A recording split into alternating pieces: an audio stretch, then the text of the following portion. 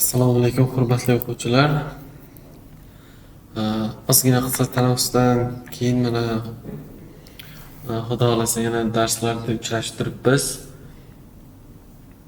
Demak, bugungi darsimiz logistic regression asosiy tushunchalar haqida ko'rib chiqamiz. Bugungi darsimiz sal qiyinroq mavzu bo'ladi. Demak, buni biz mukammal o'rganib keyingi bosqichlarda bu bilimimizni amaliyotda qo'llash bo'ladi. Demak, bugungi mavzuni boshlaymiz. Logistic regression asosiy tushunchalar. Ilmiy, tushunarli va amaliy taqdimot. Bu slaydlar logistic regression nima, qanday ishlaydi, uni qanday amaliy sinovdan o'tkazish haqida tushuntirilgan, qilingandi. Mana bitta narsani tushuntirib o'tib ketaman. Ham bunda ham yana o'sha men eng yaxshi ko'rgan uni ham shu Notion'da davom ettiramiz. Bitta keraklari bor, o'sha ikki xil qilib davom ettiramiz. Logistic regression nima? Logistic regression bu klassifikatsiya algoritmi. Natija diskret chiqadi. Boshlang'ich mavzularda biz o'tgandik. Diskret nima, shu narsalarda yana bir aytib o'tayin. Bu ehtimollikda ha yoki yo'q. 0 yoki 1 mana. Bitta 0 yoki 1. Tushunasizlar? Aniq mana diskret degan qiymat bu aniq qiymat bo'ldi. 0 yoki 1. Shuni nazarda tutilyapti. U ehtimolliklarni bashorat qiladi. Qarorlarni qabul qilish uchun threshold qo'llaydi. Threshold ana 50. Misollar: spam, o'tda yiqildi, kasallik mavjud yoki yo'q. Bu o'zingizlar mendan yaxshi bilsanglar kerak. Dahshat misollar keltirib tashlagandim boshida. Tibbiyotda o'ta ko'p foydalanadi. Keyin analitika sohasida shu kredit baholash debdi. Endi kredit summasi yozilishi mumkin. Keyin bu odamga beriladimi yoki yo'qmi? Mana shu narsalarni ham qilib beradi. Farqi yo'q. Hisoblab orqasida matematika o'tadi-da. Shundan qilaveradi. Endi shunaqangi savol to'g'rilayapti. Nega linear regression emas? Bu linear regression bizda mana shu y teng wx plus b formula bilan ifodalanayotganda buni qiymati minus cheksizdan plus cheksizlikkacha chiqishi mumkin edi. To'g'rimi? To'g'ri. Xohlagan qiymat edi. Bu o'rta chiziq, x chiziq bo'laydi. Men siz ko'rsatganim esinglarda bo'lsa. Logistic regression esa bu 0 va 1 o'ylaysizlar, 0 va 1 da olyapti. Shuning uchun bu logistic regression deyiladi. Cheklangan output debdi. Sigmoid yordamida natija har doim 0 va 1 orasida bo'ladi. Sigmoid formulasini sizlarga yozib berganman. Eslolmaganlar uchun yoki bilmaganlar uchun hozir Notion'da ko'rsatilgan. Shu tariqa sizlarga yana eslatib o'tib ketaman. Interpretatsiyasi, demak, model chiqishi probability sifatida talqin qilinadi. Bashorat to'g'risida qabul qilinadi debdi. Qaror olish threshold bo'yicha natija olinadi. Shu. Okey. Chuqurlikchi.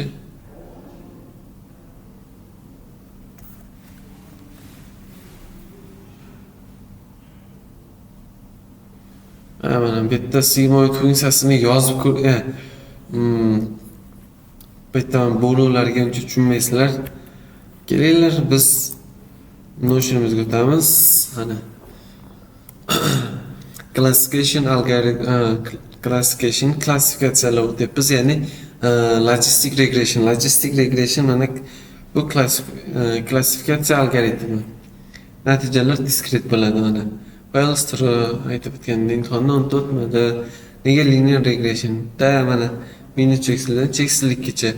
Mana logistic regressionning yuragi bu sigmoid formulasi bo'ladi. Sigmoid formulasi mana ko'rib turganinglardek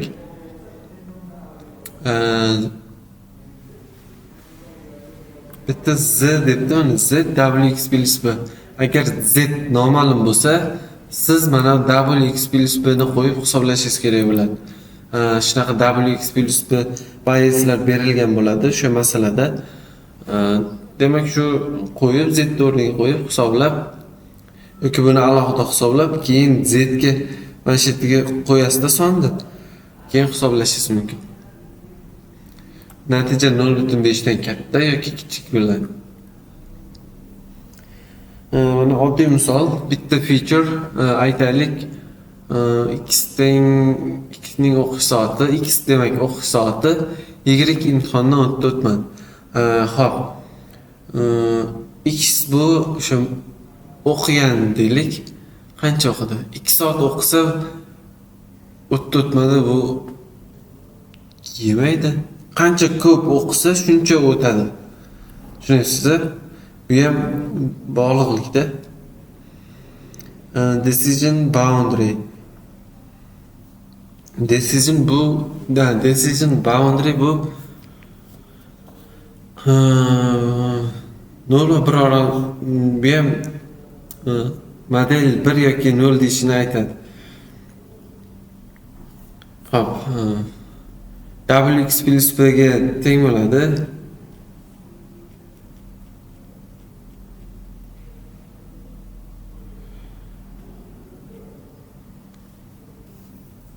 Ne formula shuda.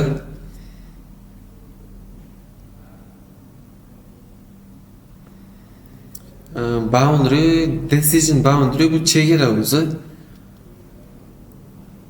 Masalan, nima desam, qaysi joyi 0 ga kiradi, qaysi joyi 1 ga kiradi.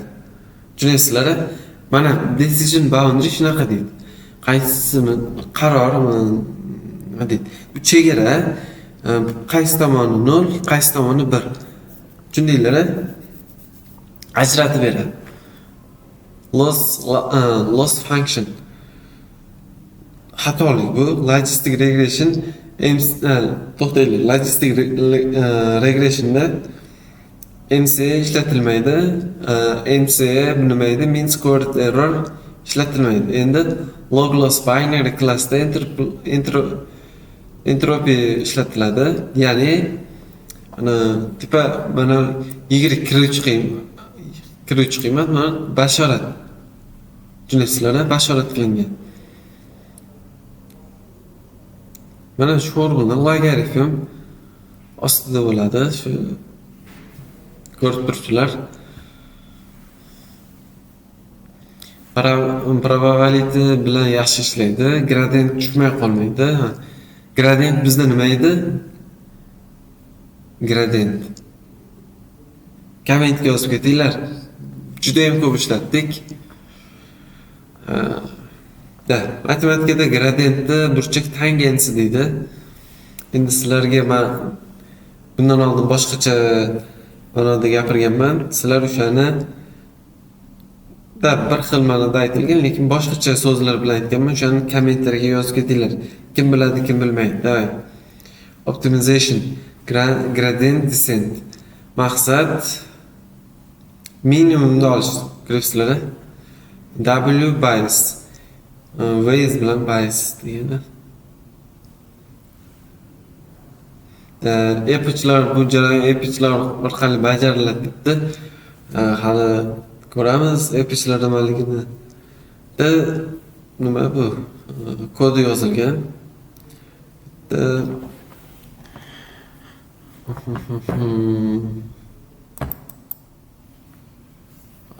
Kolabga kiraylik.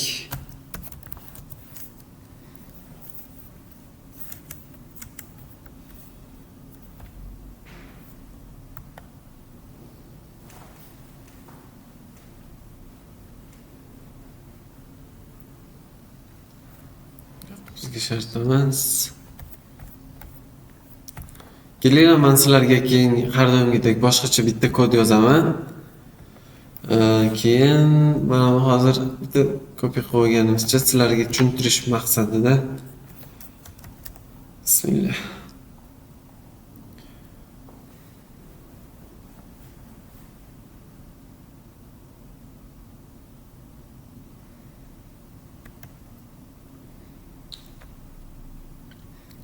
Logistic regression buni yozilyapti. Xuddi narigi linearga o'xshab, bu ham oson. Formulalar ham kiritilgan, ko'ryapsizlar. Formulalar bilan bitta alohida test qiladi. Qabul qildi. Sigmoid bilan. Sigmoid boyagina kirgizgan. Formula. Okey. Bosamiz. Natijani ko'ramiz. Ana.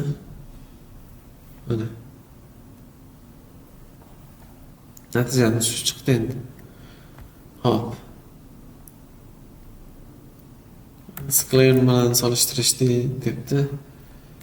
Okey.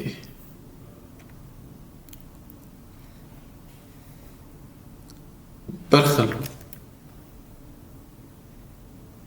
Logistic regression qayerlarda ishlatiladi? Spam detection, medicalda bu super darajada ishlatiladi. Juda ham kerakli bo'ladi.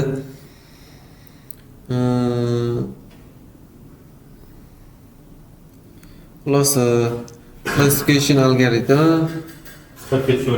Hop. Classification algorithm, sigmoid algoritmni o'tdik, log loss xatoligini ko'rdik, gradient descent ko'rdik, decision boundary'ni ko'rdik. Decision boundary nima deyiladi mana?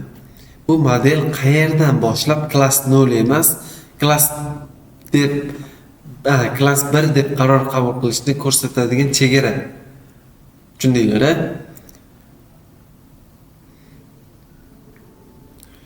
Endi bitta sigmoid ga berib sigmoid xususiyatlarini ko'rsatgan.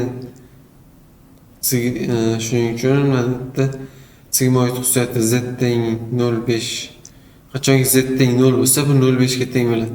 Shuning uchun decision boundary wx plus b ga b teng 0 ga teng deyilyapti. Okey. 2D da ko'rsatgan. 1D misoli mana x teng o'qish soati.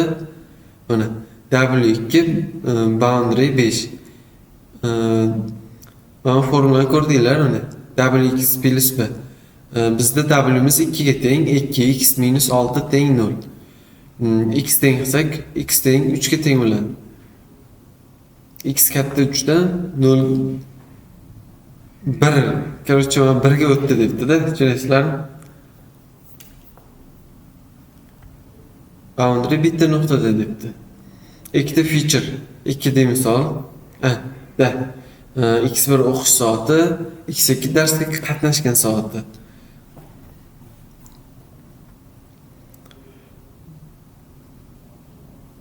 Bunda ham line bo'ladi. Chiziq ajralib chiqadi.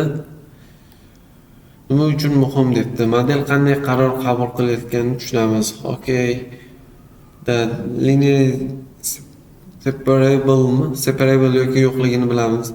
Overfitting, underfitting tahlil qilamiz. Bularni bilasizlar, overfitting nima, underfitting nima.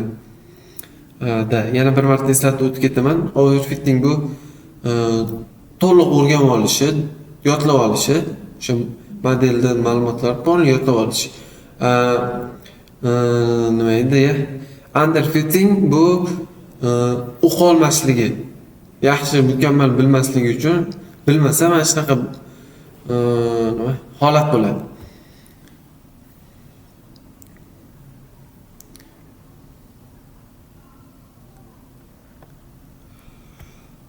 Boya buni ko'rsatdim tepada. Cross interpolate formasi. Sizlarga yana aytib o'tib ketayin. Bu yerdagi anaqalar, notionlarni men nimaga tashib qo'yaman? Telegram gruppaga o'tib olinglar. Intervyuda kerak bo'ladigan savollar bo'ladi, o'shalarni tashlayman, tayyorlanasizlar. Bu yerda ham aniq qilib qo'yganman sizlarga. Misol tayyorlab qo'yganman. Ishonamanki sizlar o'sha bitta ko'rsatib bergandan keyin bitta misol yechasizlar. Yaxshi model y teng 1 debdi, y bashorat 0.5 debdi. Logaritm 0.95 hisoblasalaring mana 0.005. Bu loss debdi, loss kichkina debdi. Lossimiz qancha kichkina bo'lsa, o'tgan safar aytib o'tgandim, modelimiz shuncha yaxshi bo'ladi. Loss bu xatolik deganda. Endi yomon model debdi. Mana lossimiz katta bo'lib ketgan. Endi logaritmni tushuntirish qiyin. Hozir matematika tomonini tushuntirib bera olmayman. Men tushuntirib beraman, o'ta ham ko'payib ketadi-da, mayda-chuyda bo'lib. Bundan ko'ra kalkulyatorga qo'yib hisoblanglar, agar bilmaganlar, bilganlarga qoyil. Xato narsaga rahmat. Loss katta bo'lsa, model juda noto'g'ri va juda ishonchsiz. Ko'p sample bo'lsa nima bo'ladi? Dataset bo'yicha total loss xatoligi mean loss. Umumiy total oxirgi natijaviy xatolik mean loss debdi, o'rtacha xatolik. Bu nimani bildiradi? Modelning butun dataset bo'yicha o'rtacha noto'g'riligi. Bu narsa mayli kerak, o'rganib olinglar. Qaytaringlar, suhbatda bu narsalar tushadi. Nima deydi? O'zingizlar ustingizlarda ko'proq ishlanglar. Loss 0 ga yaqinlashsa nimani anglatadi? Model deyarli hamma sampleda to'g'ri modelimiz hamma sampleda, okay? To'g'ri klassga yuqori probabilityga bermoqda. Lossimiz 0 chiqadi. Lossimizda ozgina xato bo'lgani yaxshi. Xatolik bo'lsa, masalan, qanchadir yaxshi, lekin 0 bo'lib chiqib ketishi ham shubhali bo'ladi. 0 chiqsa zo'r, lekin shubhasi bor. Yodlab olmadimikan, overfitting bo'lmadimikan degan shubhaga boradi. Liboy dasturchi har doim 0 chiqdimi, xatolik yo'q debdimi, unda shubhaga boring, yaxshilab tekshirish kerak.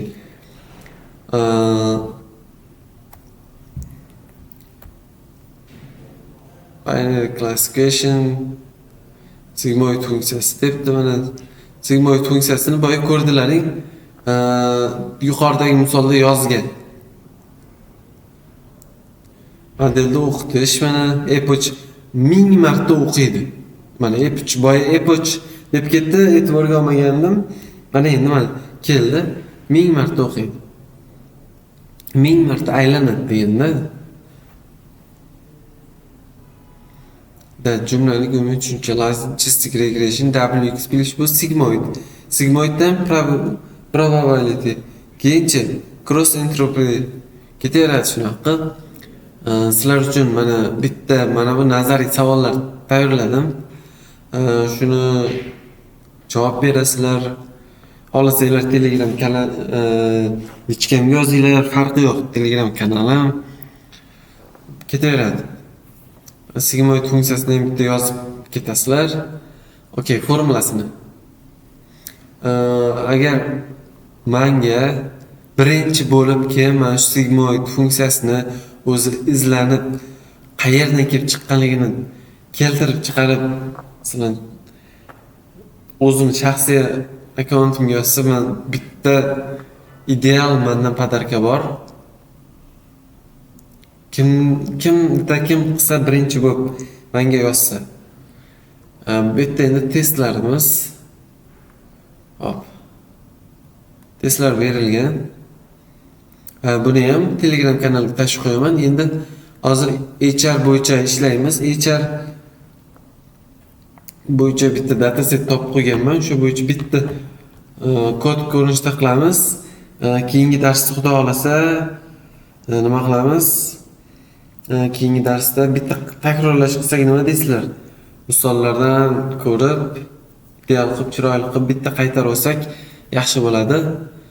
Sizlarga ham ishonamanki, mana shu misollarda, savollarda yaxshilab o'zlashtirasizlar. Men sizlarga ishonaman. Hozir bitta kod yozib berishim shart sizlarga, bitta kod tushuntirib.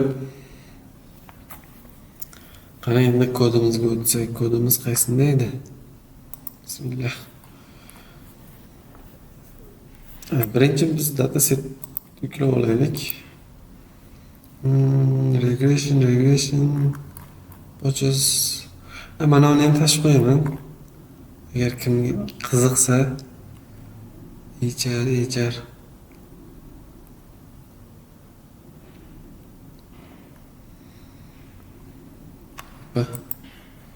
Bismillah deb yuklaymiz. Yüklandi. Lekin kerak emas. Import kerak.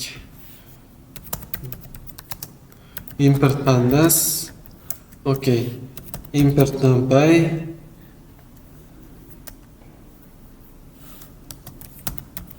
Numpy as input. Okay. Endi o'tgan safar from bilan chaqirishni o'rgatdim. Scikit-learn.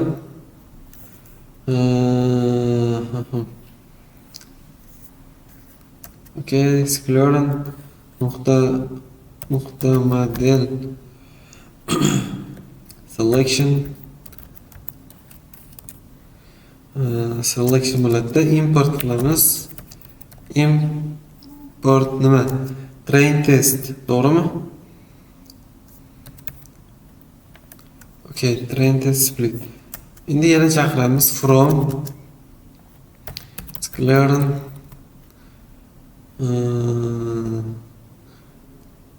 standard scale chaqirishimiz kerakda. Pre-processing chiqmayapti. Import deymiz yana endi. Import standard scale. Okay. Endi datasetimiz mana ko'ramiz.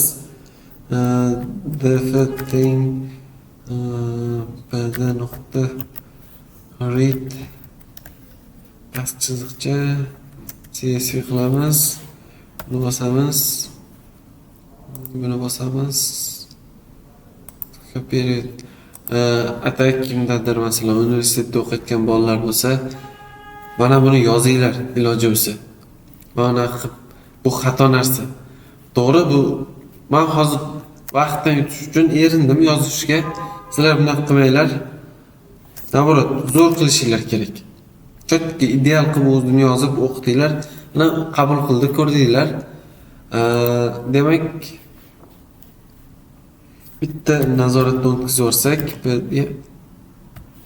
mana nuqta hit qilaylik.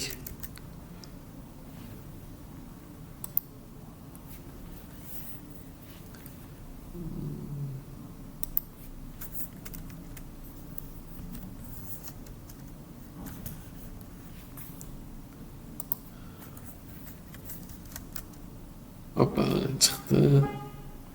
Dana H ustuni bor, departament, job role, years, company, job satisfaction, overtime, ko'p, attrition, ko'p ekan. Hop, endi biz nima qilishimiz kerak? Raqamli ustunlarni olamiz. Faqat raqamli ustunlar ko'ryapsizlar, mana boolean nima integer float yo'q.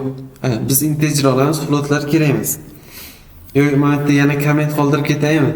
Sizlarga oson bo'lishi uchun text raqamli ustunlarni olyapmiz.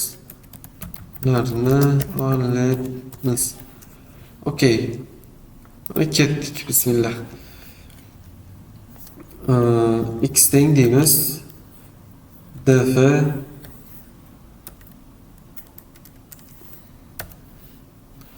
edge olamiz.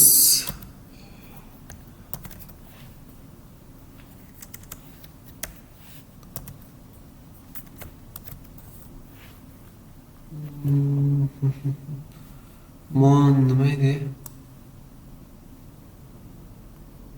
Mana olamiz.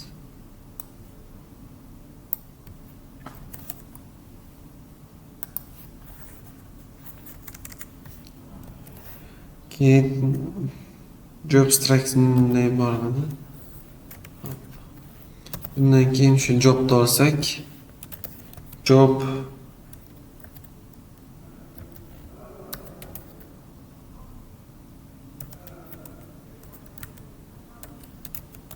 job function. Aha, keyinchi. Okey, yana davom etamiz.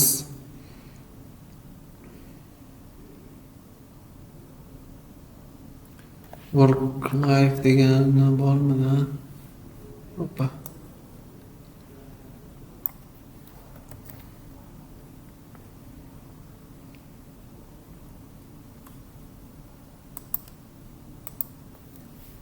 Hoppa.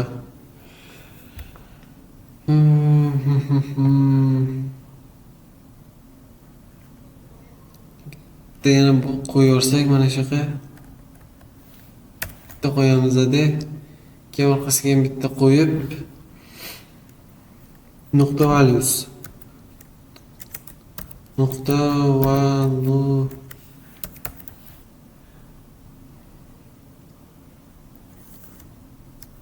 Okey, bitta tashlaylikchi.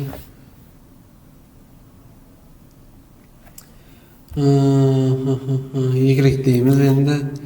Y teng df iteration values. Xo'sh. Hoppa, mana chiqdi. Nuqta values.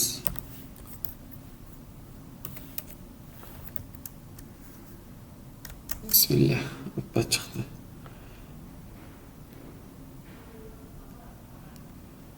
Shuni bilinglar, scaling logistic regression uchun suv va havoda kerak, juda ham muhim. Endi normallashtiramiz. Scale qilamiz. Scale. Ya'ni normallashtiramiz. Okey, tushundinglar? Scalar, standard scalar.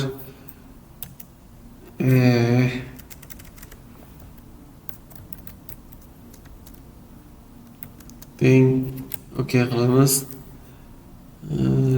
X scale. Shuni bunday qilsak-chi. X scale. Scalar deymizda teng deb scalar teng bo'lmaydi. Nuqta fit transform deb qaysini beramiz? X demi Y demi? X deganlarga rahmat. Okey. Endi nima qilamiz? Train test split. Endi bitta train qilishimiz kerak biz. Train test qilamiz. Deylik test. Hop.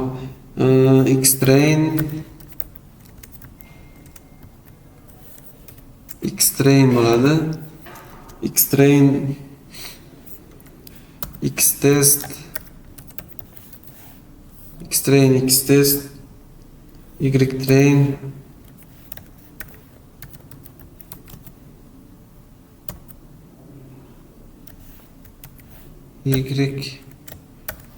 testing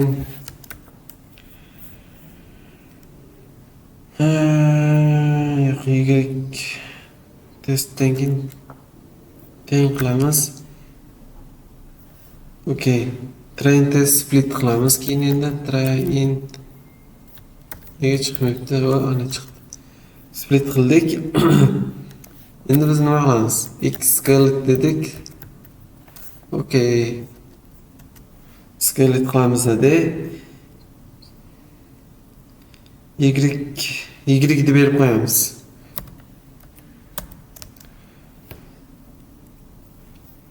Test size necha berishimiz kerak edi? O'tgan safar aytdim.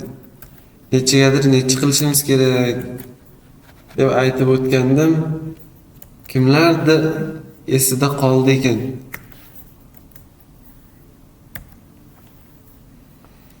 Mayli, harakat qilamiz o'rganishga. Okey. Buni ham qabul qildi, ko'rib turibsizlar. Endi modelni o'qitishimiz kerak.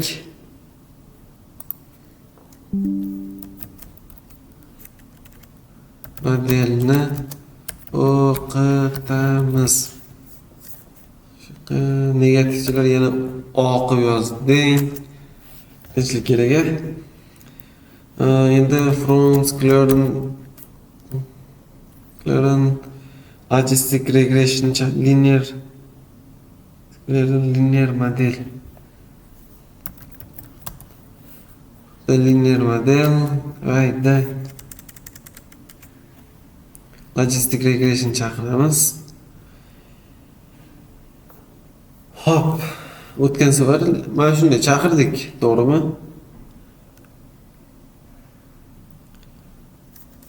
Mana endi mana chiqdi. Endi natija qilamiz. Mana shu yerga yozmasamchi natija deb xunuk chiqadi. Printdan bilasizlar o'zi natijaligini printga ideal qilamiz. F string qilib model nima deymiz? Model aniqligi bo'ladimi? Bo'ladi, aniqligi.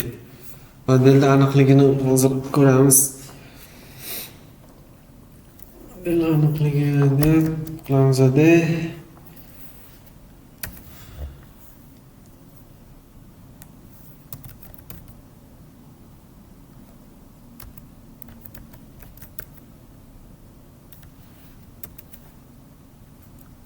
X test deymiz. X test bo'ladi, Y test deb beramiz. Hozir o'rganadi. Keyin bizga nima qiladi? Natijani chiqazadi.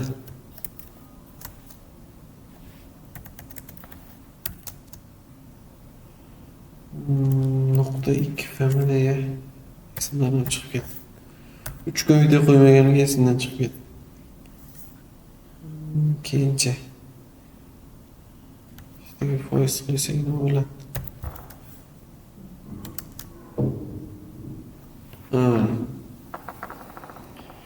Model aniqligini 85% ko'rsatdi. Bo'ldi.